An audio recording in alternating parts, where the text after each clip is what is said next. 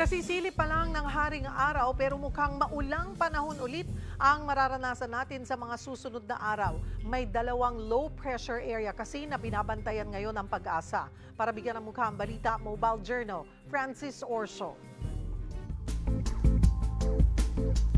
Isang linggo matapos ang pananalasa ng bagyong Enteng sa bansa, dalawang sama ng panahon na naman ang namataan ngayon sa loob at labas ng Philippine Area of Responsibility. Ang isang LPA malapit sa Northern Luzon, kumikilos pakanluran palabas na ng PAR. Bagaman hindi nakikita na tatama ito sa anumang bahagi ng bansa, maaari raw nitong mahatak ang habagat dahil posible pa ito maging bagyo. Pero ang isa raw na dapat nating bantayan, ang LPA sa labas ng PAR. Sa nakikita natin, posible itong maging bagyo bagamat hindi tinalis yung posibilidad na ito'y pumasok ng Philippine Area of Responsibility. Again, base din sa mga pinakahuling datos natin, kikilos ito pahilagang kanluran at posibleng mapalakas ito yung habagat sa pagtatapos ng linggong ito bandang araw ng Huwebes o Biyernes.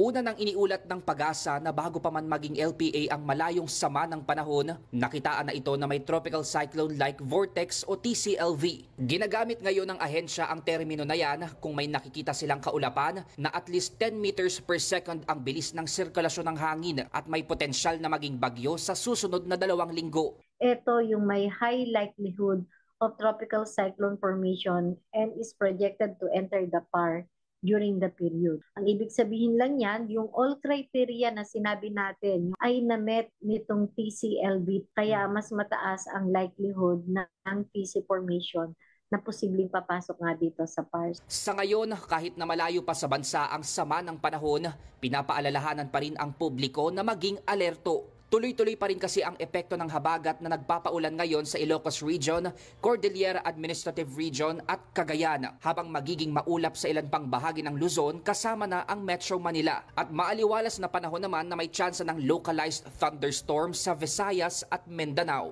Mobile journalist Francis Orso po, hatid ang mukha ng balita.